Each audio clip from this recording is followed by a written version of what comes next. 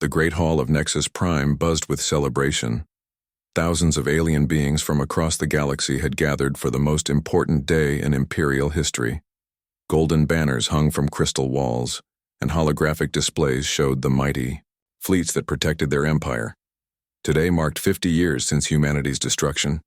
Emperor Vexthul stood on his massive throne, his 6 arms spread wide. His voice echoed through the hall as he spoke to the crowd. Citizens of the Galactic Empire, today we remember our greatest victory. 50 years ago, we removed a cancer from our galaxy. The humans are gone forever. The crowd cheered. Aliens of every shape and size clapped their hands, tentacles, or claws. They remembered the old stories about humans, how violent they were, how they couldn't be trusted, how they threatened the peace of civilized space. Those primitive beings from the third planet of Sol dared to challenge us, the Emperor continued. They called themselves warriors, but they were nothing more than animals. We showed them what real power looks like. Their planet burns no more because there is nothing left to burn. More cheers filled the hall. Video screens showed images of Earth's destruction. The planet had been beautiful once, with blue oceans and green lands. Now it was just rocks floating in space. Not even the smallest piece remained whole. Admiral Kretak stepped forward. His scaled skin gleamed under the lights. Your Majesty, the human species was the most dangerous threat our empire ever faced. They bred like insects and spread across their system like a disease. Their aggression knew no limits. We had no choice but to act. The Emperor nodded. Indeed, they could not be reasoned with, could not be civilized. Their very nature was violence and chaos. By removing them, we saved countless innocent lives. The galaxy is safer without them. In the crowd, representatives from hundreds of worlds nodded their agreement. The Velkari diplomat touched his translator device. My people still remember the human raids on our border worlds. They showed no mercy to our civilians. A Zephyrian female raised her crystalline hand. The humans refused every peace offer. They wanted war, and we gave it to them. The galaxy is better without their kind. The celebration continued for hours. Stories were shared about the Great Purge, as historians called it, how the Imperial fleet had surrounded the Sol system, how human resistance had crumbled in just 3 months, how their last message had been a curse directed at the Emperor himself. Let today remind us why we must stay strong, Emperor Vexthul declared, as the evening ended. Evil exists in the galaxy, but united, we can face any threat. The humans are gone, but their lesson remains. Never again will we allow such a species to threaten galactic peace. The crowd dispersed slowly, returning to their ships and quarters. The celebration was over, but the message was clear. Humanity was extinct, and the galaxy was better for it. Far away in the darkness between stars, something else was listening. The ship's silent watcher drifted in the empty space of the outer rim. Its hull was black as space itself, designed to be invisible to Imperial sensors. On the bridge, Captain Deho watched the broadcast with cold eyes. His crew stood behind him in perfect silence. Deho was tall and lean, his face marked by scars from countless battles. His dark hair was streaked with gray, though he was only 45 years old. Life in hiding had aged him quickly. Behind him stood his weapons specialist, Boram, a woman whose small size hid deadly skills. Navigator Jinwoo worked at his station, his fingers dancing over controls that would have been impossible for most aliens to understand. They still think we're dead, Boram said quietly.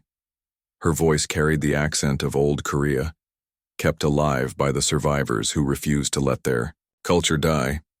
Good, Deho replied. Let them believe it, makes our job easier. The broadcast ended with images of the Imperial fleet. Massive ships that could destroy planets, weapons that could crack moons, soldiers that numbered in the billions. It looked impossible to fight. But Deho smiled. Jinwoo, send the signal. To all remaining fleets, he ordered. Tell them the celebration is over. Tell them it's time. The navigator nodded and began typing a coded message. It would take hours to reach the other human ships scattered across dark space, but it would reach them.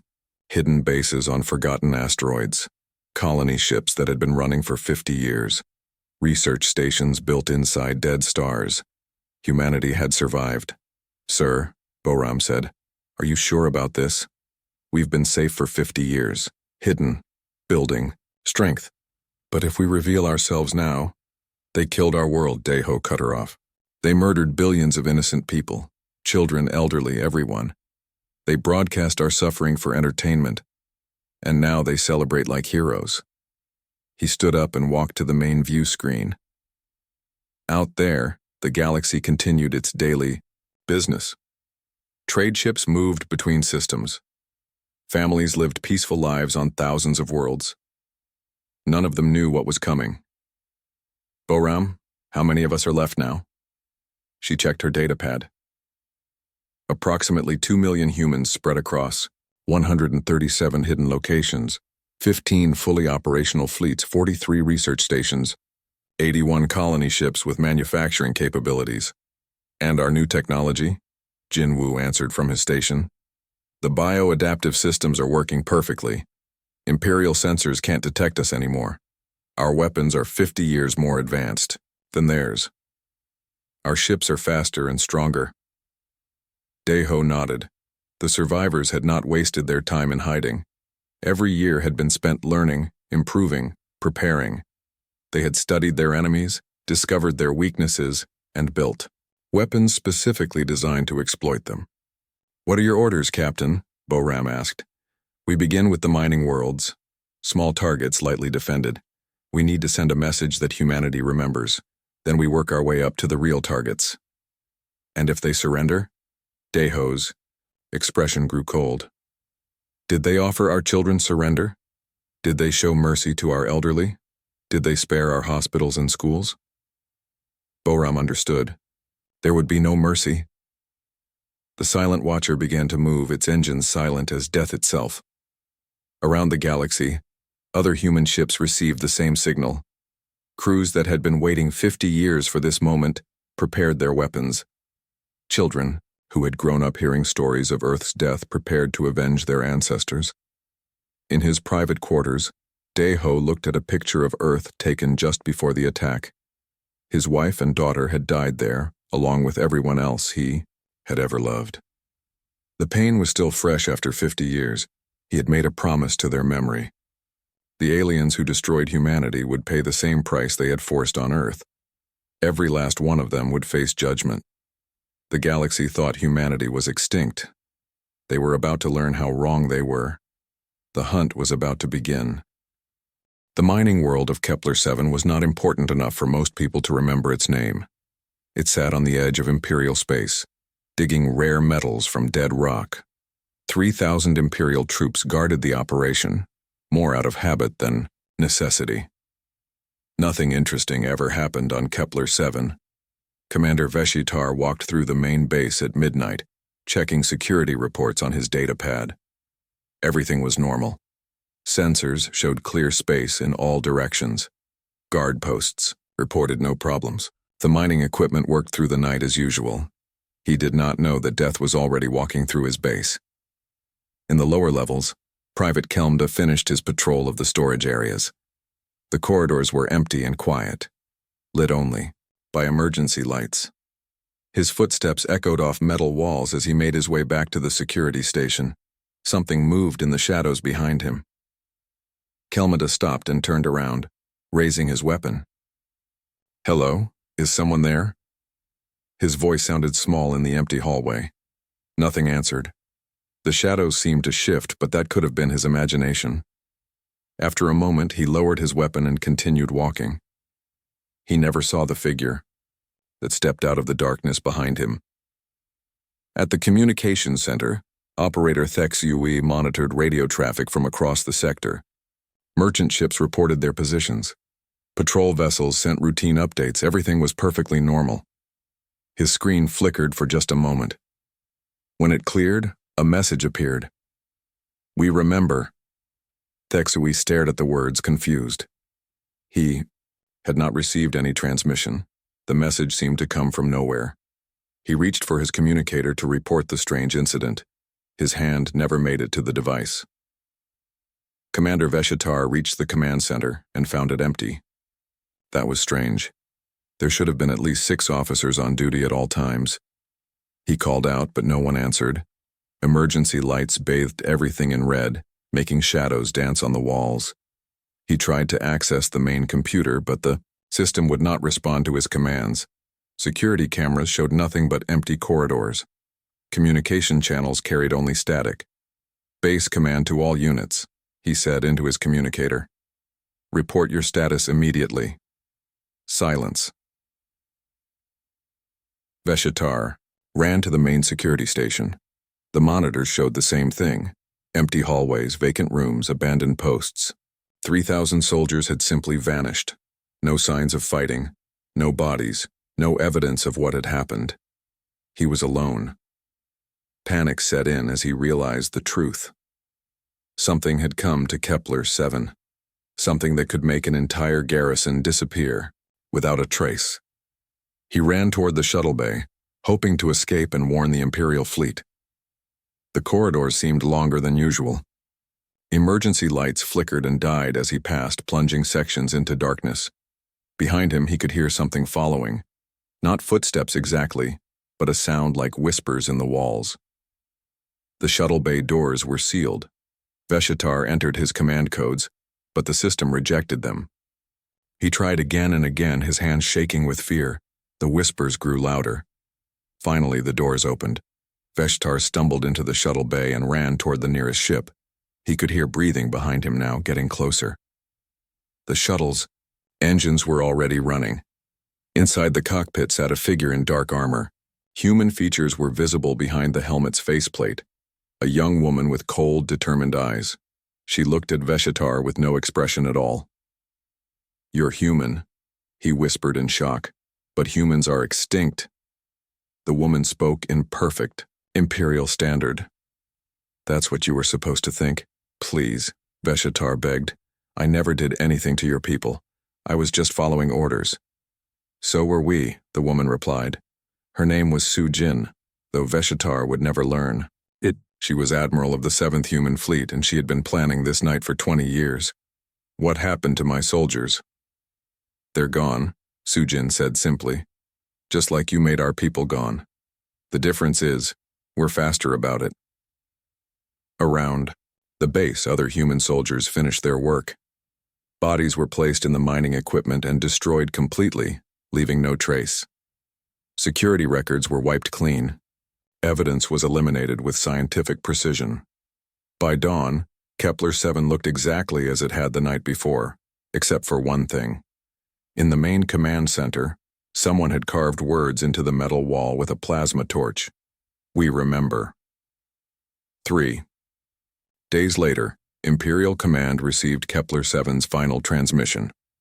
Static filled most of the recording, but a few words came through clearly. "They're not extinct. They're here. God help us all." Then silence. High Command dismissed the report as equipment failure. Mining worlds had problems with their communications all the time. They sent a repair team to fix whatever was broken. The repair team found an empty base and a message burned into the wall. They also found something else, a recording left specifically for Imperial Command to discover. The hologram showed a human male in military uniform. His face was scarred, his hair gray, but his eyes burned with intelligence and hatred. He spoke directly to the camera. "I am Daeho, captain of the human resistance. For 50 years you have celebrated our death. For 50 years you have told yourselves that you were heroes who saved the galaxy from dangerous animals." The hologram paused and his expression grew colder. "You were wrong. We survived. We learned. We prepared, and now we're coming home. This base was defended by 3,000 soldiers. They are gone now, just like you made our children gone. This is not the beginning of war. War was when you had a chance to surrender. This is Judgment Day." The message ended with coordinates, locations of 12 Imperial bases across the Outer Rim. Within hours, reports came in from all 12 locations. The same story every time. Entire garrisons had vanished overnight. No signs of battle, no survivors. Only messages carved into walls saying, "We remember." On Nexus Prime, Emperor Vexthul received the reports in his private chambers. For the first time in decades, he felt something he had almost forgotten. Fear. "How is this possible?" he demanded of his advisors. "We destroyed their entire species." Admiral Kretak studied the tactical reports. Obviously, some escaped before the purge was completed. They've been hiding, planning revenge. But 50 years, the Emperor muttered. How could they stay hidden for 50 years? The question, said Intelligence Chief Mordak, is what they learned during those 50 years. These attacks show coordination and technology we've never seen before. Our sensors detected nothing. Our defenses were useless. The Emperor stood up, his 6 arms trembling with rage. Find them. Hunt them down. Finish what we started 50 years ago. But even as he gave the orders, he knew the truth. The hunters had become the hunted. Somewhere out there in the darkness between stars, humanity was watching and waiting, and they were no longer the primitive species the Empire remembered. They had evolved into something far more dangerous, an enemy with nothing left to lose and everything to avenge. Hyunsu stood in the command center of the hidden base built inside a dead asteroid. Around him, dozens of human officers worked at stations that controlled operations across the galaxy. For 30 years, he had been preparing for this moment. Once, he had been a diplomat. Before the war, he had tried to negotiate peace between humanity and the expanding Galactic Empire. He had believed in words, in treaties, in the power of reason to solve problems. The Empire had taught him better. Status report, he said calmly, watching the tactical displays that showed Imperial space. Young Mi, his communications officer, looked up from her station. All strike teams are in position. 12 worlds, simultaneous attacks in 30 minutes. And our new ships? Ready for combat, sir. The bio-adaptive hulls are working perfectly. Imperial sensors still can't detect us. Hyun-Soo nodded. The technology had taken decades to develop, but it was worth the wait. Human ships could now change their energy signatures to match space debris, asteroids, or even empty space itself. They were invisible until they chose to be seen. Begin the countdown, he ordered. Across the galaxy, human strike forces received their final orders. These were not the random attacks on mining worlds that had started the campaign. This was the real beginning of humanity's return. On the industrial world of Factory Prime, Major Tae Young led 50 human soldiers through the underground tunnels beneath the main production facilities.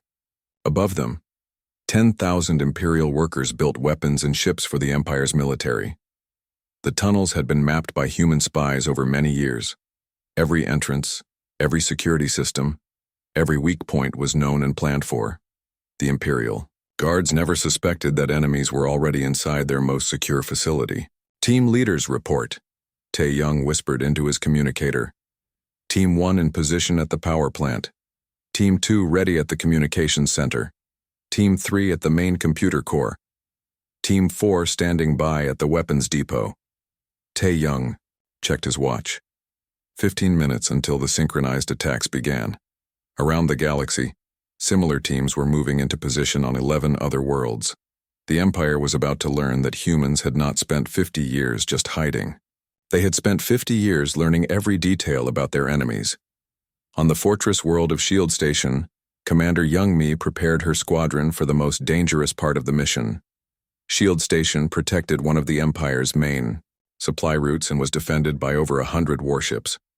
The human fleet approaching the station looked nothing like the ships that had fled Earth 50 years ago. These vessels were sleek and deadly, built with technology that the Empire did not even know existed. All ships maintain stealth mode until I give the signal, Young Mi ordered. Remember, we hit fast and hard. No survivors, no witnesses. Her flagship, the Vengeance, had been built specifically for this mission. Its weapons could punch through Imperial shields like they were paper. Its armor could absorb energy blasts that would destroy normal ships. But the real advantage was not technology. It was hatred. Every human in the fleet had lost family on Earth. They had grown up hearing stories of the home they would never see. They had been raised for one purpose: to make the Empire pay for what it had done. 2 minutes to attack, Young Mi announced. Back on the asteroid base, Yunsu watched 12 tactical displays simultaneously. Each one showed a different target, a different team of humans preparing to strike. He had spent years planning this moment, calculating every detail. The Empire thought they were fighting primitive humans with old technology. They were wrong on every count. 30 seconds, he announced to all teams. On Factory Prime, Tae-Young's soldiers placed explosive charges on critical support structures. The factory would not just be damaged, it would be completely destroyed, along with every Imperial worker inside. 10 seconds. At Shield Station, Young Mi's fleet powered up their weapons. The targeting computers locked onto every Imperial ship. In the system, 5, 4, 3, 2, 1. Execute. Across 12 worlds, human forces struck at exactly the same moment. Factory Prime erupted in flames as explosions tore through the main production facilities. The power plant overloaded and exploded, taking out half the city. Imperial workers ran screaming through corridors filled with smoke and fire, but there was nowhere to escape. Tae-Young watched from a safe distance as 50 years of Imperial industrial production burned. Phase 1 complete, he reported. Moving to Phase 2. Phase 2 was the systematic elimination of every Imperial citizen on the planet. At Shield Station, Young Mi's fleet appeared from nowhere and opened fire. The Imperial ships had no time to raise shields or return fire. Advanced human weapons tore through their hulls like hot knives through soft metal. Direct hit on the flagship, reported her weapons officer Kiho. Keep firing. I want nothing left but wreckage. The battle lasted exactly 7 minutes. When it ended, over 100 Imperial warships floated as debris in space. Not a single human vessel had been damaged. Send the message, Young Mi ordered. A holographic recording was broadcast on all Imperial frequencies. It showed the face of a human woman with cold, determined eyes. I am Young Mi of the Human Liberation Fleet.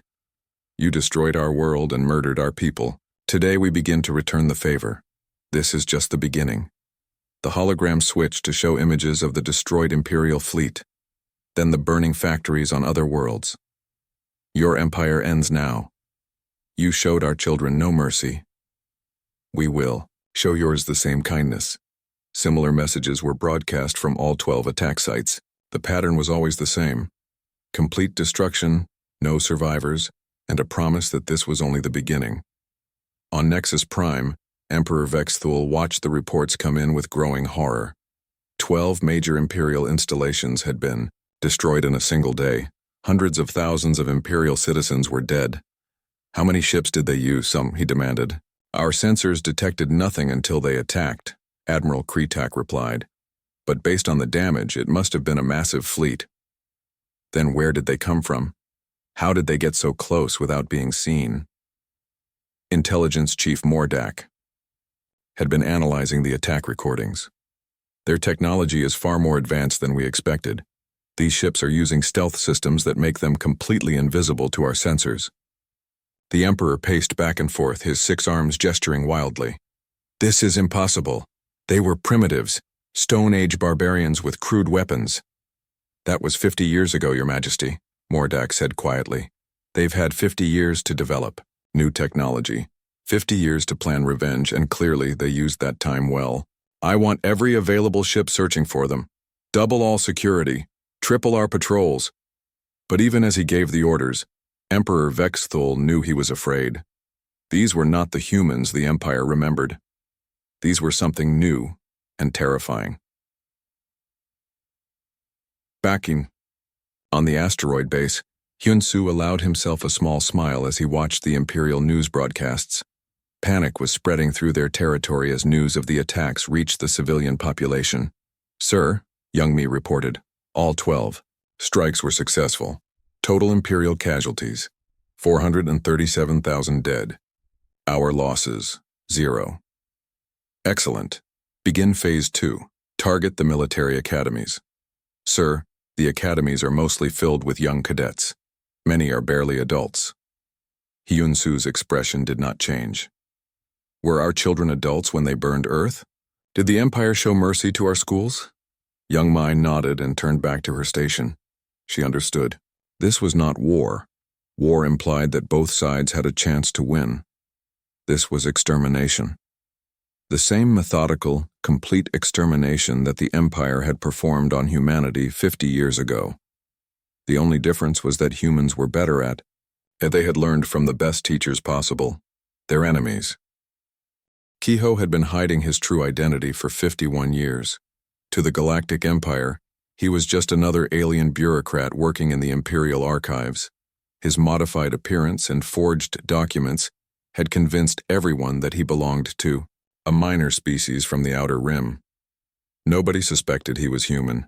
He had been off-world when Earth died, serving as a cultural liaison between humanity and the Empire. When the order came to exterminate all humans, Kiho had used experimental surgery to change his appearance and create a new identity. For half a century, he had lived among his people's killers, gathering information and waiting for the day of revenge. That day had finally come. Kiho sat in his office deep within the Imperial Archive building on Nexus Prime. Around him, millions of files contained the complete history of the Galactic Empire, including the real records of what they had done to humanity.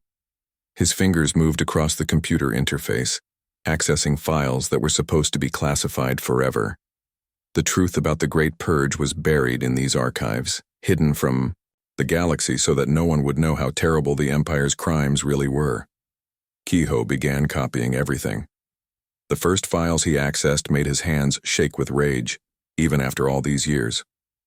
Video recordings of the Earth's final days showed Imperial ships surrounding the planet like vultures. But they had not attacked immediately. They had waited, broadcasting demands for unconditional surrender. When Earth's government refused, the torture began. The Empire had not simply destroyed humanity quickly. They had made it last for months, broadcasting the suffering across the galaxy as entertainment and as a warning to other species. Children were separated from their parents. Hospitals were bombed while medical staff tried to save patients. Schools were targeted specifically to cause maximum psychological damage. Kiho watched recordings of Imperial officers laughing as they discussed which human cities to destroy next. They placed bets on how long different populations would survive, without food and water. They competed to see who could cause the most creative suffering. The files showed that Earth's destruction was just the beginning. The Empire had spent 3 years hunting down every human colony, every ship, every person who might have escaped the initial attack. They used torture to find the locations of hidden bases. They forced human prisoners to broadcast surrender, messages to lure other survivors into traps. By the end, the Empire believed they had killed every human in existence. But they had been wrong about Kiho, and they had been wrong about others too. He found records of human colonies that had hidden themselves so well that Imperial search teams never found them. Secret bases built inside asteroids and dead planets. Colony ships that had fled to the empty spaces between stars. The Empire thought they had destroyed humanity completely. In reality, they had scattered the survivors to the edges of the galaxy and given them 50 years to prepare for revenge. Kiho copied all the files onto secure storage devices. This information would be invaluable to human military commanders, but it would also serve another purpose. The galaxy needed to know what the Empire was really like. He activated a hidden communication system and sent a message to Yunji, humanity's chief strategist. The message contained not just the Earth files, but something far more dangerous. Complete records of every genocide the Empire had committed over the past 200 years. Humanity was not the Empire's first victim. They were just the most recent. 3 days later, Yunji received Kiho's data transmission at the human command base. She was a small woman with sharp eyes and a mind that could see patterns others missed. Before the war, she had been a university professor studying military history. Now she was one of humanity's most dangerous weapons. "This is incredible," she whispered as she reviewed the files. Kiho found everything. Her assistant, Dong-hyun, looked over her shoulder at the data. How many species did they destroy? 47 confirmed extinctions over the past 2 centuries, dozens more that were enslaved or forced into submission. Yoonji's fingers flew over her keyboard as she analyzed the information. But look at this. They always use the same methods. First, they declare the target species to be dangerous or uncivilized. Then they offer protection to any species that helps with the extermination. A divide-and-conquer strategy. Exactly. And it worked every time because the victims were isolated. Nobody helped them because everyone was afraid of being next. Yoonji leaned back in her chair, a cold smile on her face. But now we can turn that against them. She began preparing what she called the Truth Campaign. The plan was simple but devastating. Broadcast the Empire's real history to every species in the galaxy. Show them that humanity was just one victim in a long line of genocides. Prove that any species could be next if the Empire was allowed to continue. The first broadcast went out to the Velkari homeworld. For generations, the Velkari had been told that humans were dangerous raiders who threatened galactic peace. The truth was very different. Citizens of Velkaris, Yoonji's voice carried across their communication networks. Your government has lied to you about the human species. We were not raiders or aggressors. We were victims of imperial genocide, just as your people were victims 100 years ago. The broadcast showed archived footage of Velkari cities burning under imperial bombardment. It revealed how the Velkari government had been forced to cooperate with human extermination in exchange for their own survival.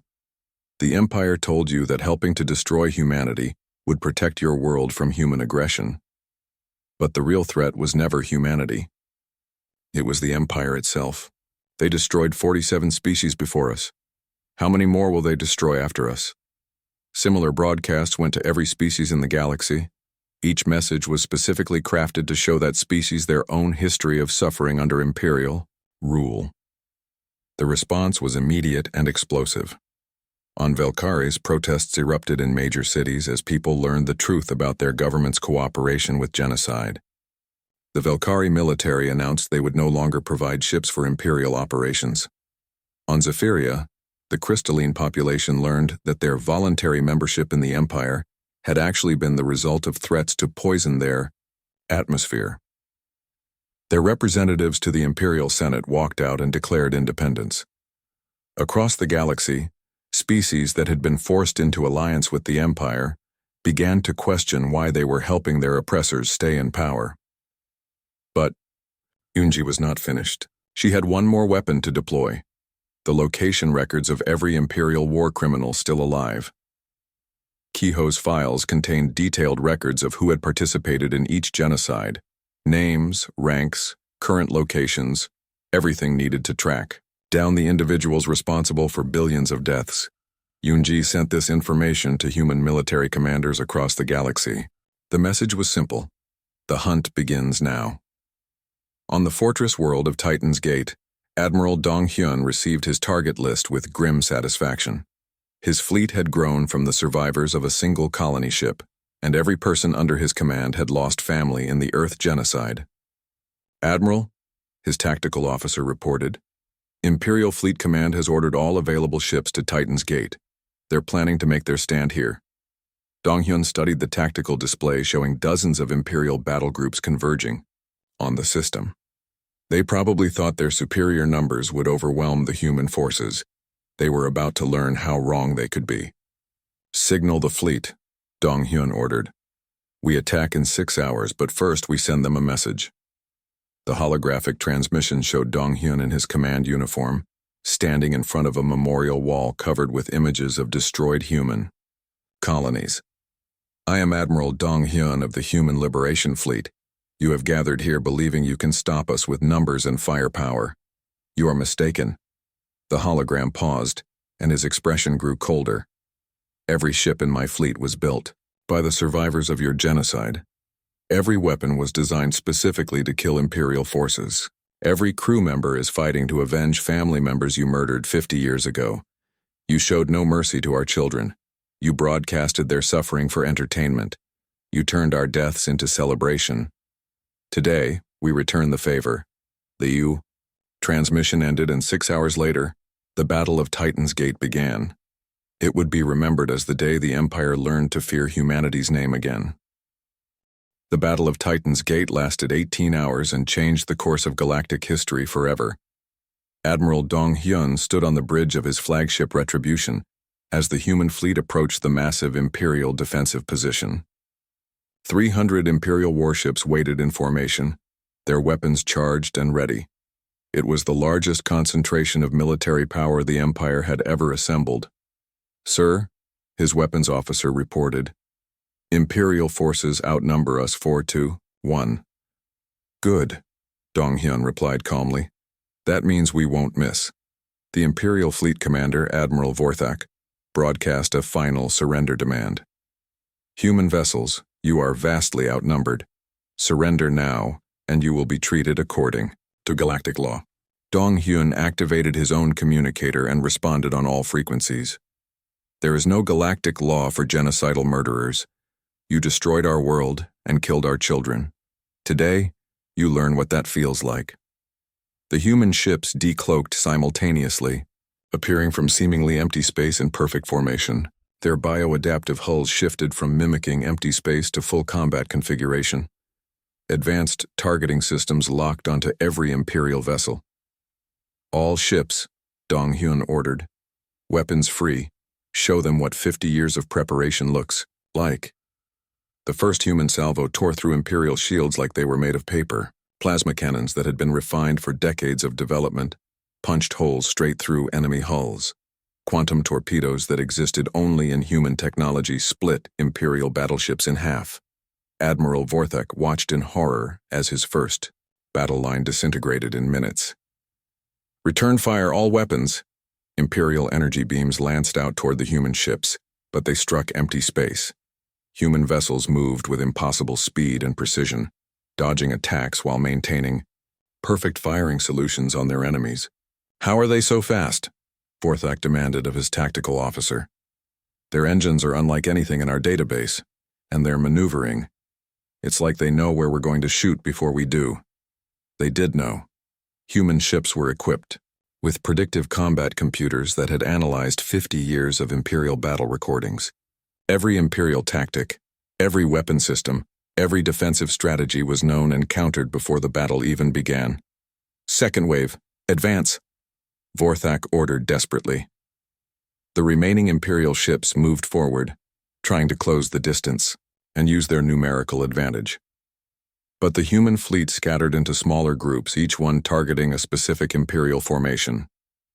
Commander Jaemin, known throughout the human fleet as the Reaper, led his squadron directly into the heart of the Imperial formation. His ship Vengeful Spirit cut through enemy lines like a blade through flesh. "Target their command ships first," he ordered his pilots. "Cut off their coordination."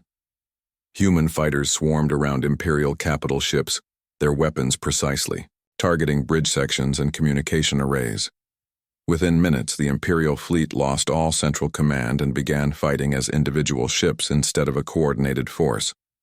That was when the slaughter truly began. Human ships moved through the scattered Imperial forces with methodical precision. They did not simply destroy enemy vessels, they eliminated them completely, leaving no survivors and no wreckage that could be salvaged. "Sir," Jaemin's weapons officer called out, "Imperial ship requesting surrender." "Denied," Jaemin replied, without emotion. "Continue firing until there's nothing left." The Imperial cruiser exploded in a ball of plasma fire.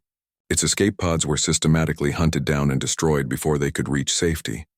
Admiral Vorthak found himself alone on his damaged flagship, watching his entire fleet die around him.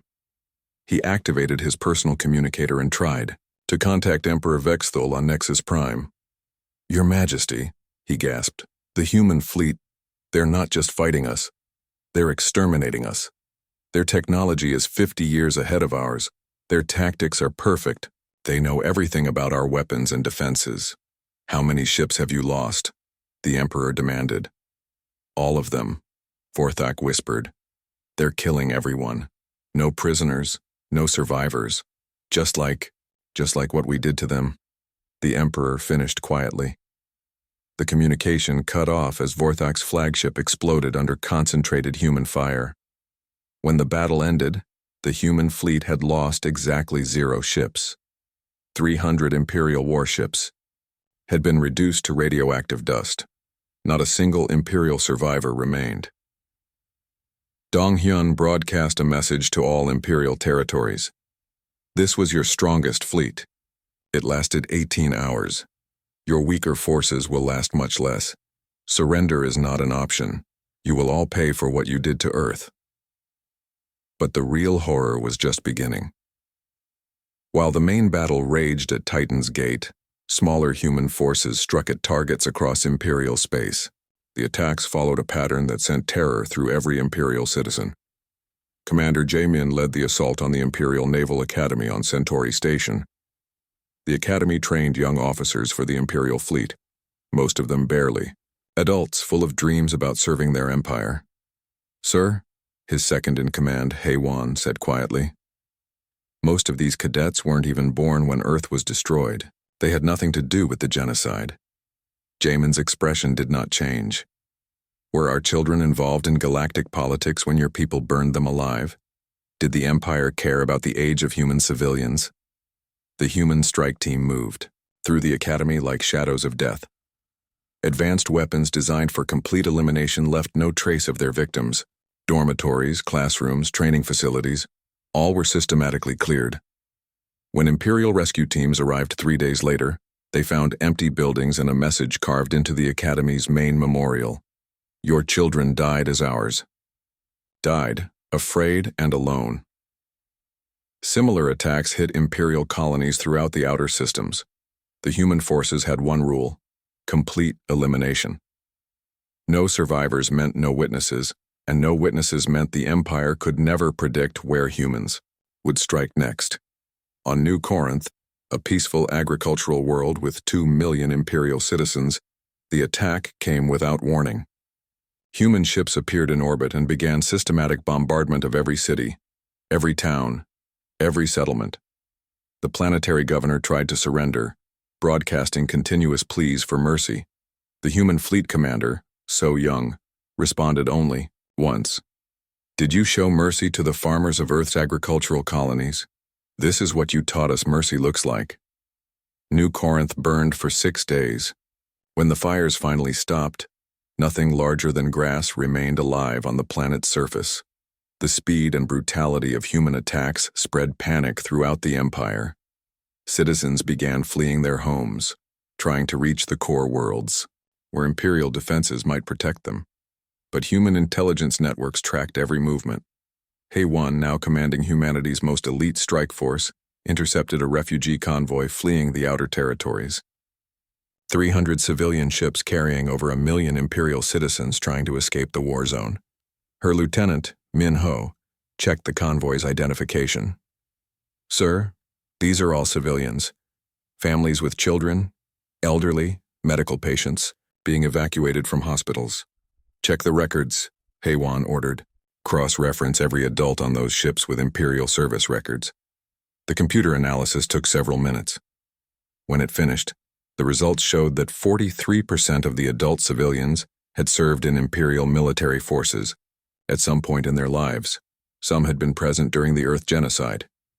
"Those who participated in our extermination will face justice," Haewon decided. "Scan the ships and identify every former military person. Target them specifically." "What? About their families, their children?" Haewon's eyes grew cold. "The Empire targeted our families, our children. They made it clear that in total war there are no innocent civilians."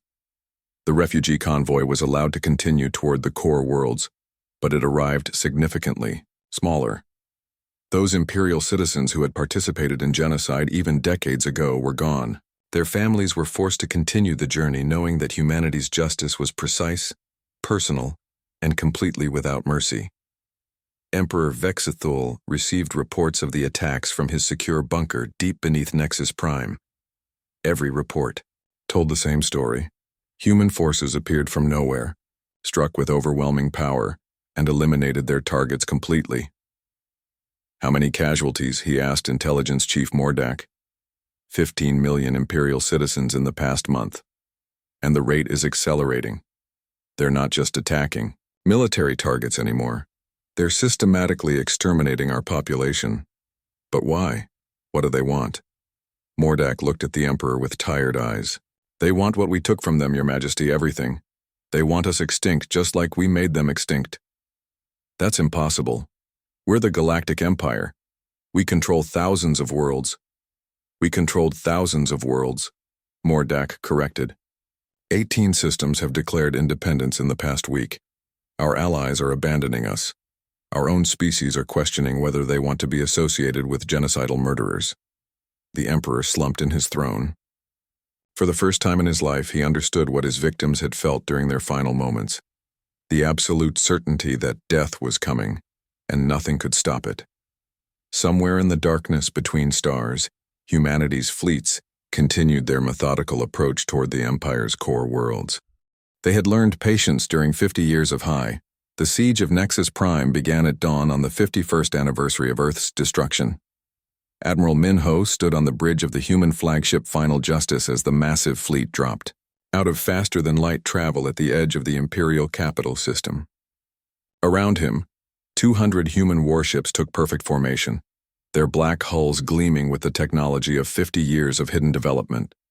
"Sir," his tactical officer reported, "Imperial Home Fleet is moving to intercept 500 ships, including their newest dreadnoughts.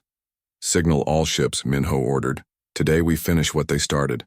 Today we bring justice to Earth's children." The Imperial Home Fleet had never been defeated. For centuries it had protected the heart of galactic civilization from any threat. Its ships were the largest ever built, its weapons the most powerful ever created. None of that mattered anymore. The human fleet split into 3 groups, approaching Nexus Prime from different vectors. Their coordination was perfect, their timing precise. 50 years of preparation had led to this moment. Emperor Vexthal watched the approaching human ships from his command center deep beneath the planet's surface. His 6 arms trembled as he realized that this was the end of everything he had built. "Your Majesty," Admiral Kretak reported, "our defenses are ready. The orbital stations are armed and waiting. The home fleet will intercept them before they reach the planet." "Will it be enough?" the Emperor asked quietly.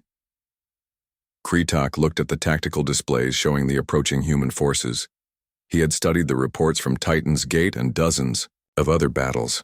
Human ships were faster, their weapons more powerful, their tactics flawless. "No," he admitted, "it won't be enough." The battle for Nexus Prime lasted exactly 3 days. On the first day, the human fleet destroyed the Imperial Home Fleet in detail. Advanced targeting systems identified each enemy ship's weakness and exploited it with surgical precision. Imperial dreadnoughts that had terrorized the galaxy for centuries were torn apart like toys. Admiral Yu Jin, commanding the human left flank, led her ships through the orbital defense stations with devastating efficiency. The stations had been designed to stop conventional fleets, but human technology made them obsolete. Quantum torpedoes phased through their shields and detonated inside their cores. On the second day, human ground forces landed on Nexus Prime itself. Led by Colonel Seo Jin, granddaughter of Earth's last president, they moved through the planet's cities with methodical precision. But this was not random destruction. The human forces had specific targets. Every individual who had participated in Earth's genocide, every politician who had voted for it, every military officer who had carried out orders. "Sir," Seo Jin's intelligence officer reported, "we have located 17 members of the High Command Council that authorized the Earth operation. They're hiding in various secure bunkers across the city. Execute them all," Seo Jin ordered. "No trials, no negotiations. Justice is 50 years overdue." Hunt for war criminals was swift and thorough. Human intelligence had spent decades compiling lists of every person involved in genocide. Advanced scanning technology could identify targets even through disguises and surgical modifications. One by one, the architects of humanity's destruction faced their final judgment. On the third day, Colonel Seo Jin and her elite guard reached the Imperial Palace. They fought through automated defenses and loyal guards with weapons that made resistance futile. Their destination, was the Emperor's secure bunker. Emperor Vexthul waited alone in his private chamber, his ceremonial armor gleaming in the artificial light. He had dismissed his guards and advisors. This was something he needed to face alone. The bunker door exploded inward, and human soldiers poured through the breach. At their head walked a young woman in black combat armor, her face showing the determination of someone who had been raised for this single purpose. "I am Colonel Seo-jin of the Human Liberation Army," she announced. "My grandmother was president of Earth when you ordered our world's destruction. You killed her along with 8 billion other innocent people." The Emperor looked at her with something approaching relief. After months of terror and defeat, the end had finally come. "I remember your grandmother," he said quietly. "She offered to negotiate even as our ships surrounded your planet. She begged us to spare your children. And what was your response?" "I told her that dangerous species deserve no mercy." The Emperor's 6 arms spread in a gesture of resignation. "I suppose you will tell me the same thing now." Seo-jin raised her weapon, a plasma rifle designed specifically to kill Imperial physiology. "Instantly." "No, I won't tell you anything. You don't deserve words, you don't deserve explanations, you just deserve to die." The Emperor closed his eyes and waited for death. But Seo-jin lowered her weapon. "However," she continued, "death is too quick for someone who orchestrated the murder of 8 billion people. You're going to live long enough to watch everything you built burn down around you." 3 months later, Wu Jin stood before the assembled representatives of the galaxy in what had once been the Imperial Senate. The building had been damaged during the siege, but human engineers had repaired it specifically for this moment. Wu Jin was not a military commander or a politician. Before Earth's destruction, he had been a teacher. Now he was humanity's chosen leader, selected to guide the galaxy into whatever came next. "Citizens of the galaxy," he began, his voice carried to every inhabited world through communication networks that had once served the Empire. "The Galactic Empire is dead. Its leaders are dead or imprisoned. Its military is destroyed. Its government has fallen." The audience included representatives from hundreds of species, many of whom had lived under Imperial rule for centuries. They waited to learn what humanity planned to do with the power they had seized. "Some of you are probably wondering if we will simply replace the Empire with human rule, if we will become the new oppressors in place of the old ones." Wu Jin paused, looking out at the diverse crowd. "The answer is no. Humanity has learned what it feels like to be the victim of genocide. We have experienced the terror of total war, the anguish of extinction, the pain of losing everything we loved. We will never inflict that suffering on others. Instead, we offer you the Terran Confederation, not an empire but an alliance. Not rulers and subjects but equal partners working together for mutual defense and prosperity." The crowd stirred as translators relayed his words to dozens of different species. Every world that was enslaved by the Empire is now free. Every species that was oppressed can now choose its own destiny. Every being that lived in fear can now live in peace, but Wu Jin's voice grew harder. "We will not tolerate genocide. We will not allow slavery. We will not permit one species to destroy another for profit or entertainment. The galaxy has seen enough death." Admiral Yu Jin watched the proceedings from the military section of the audience.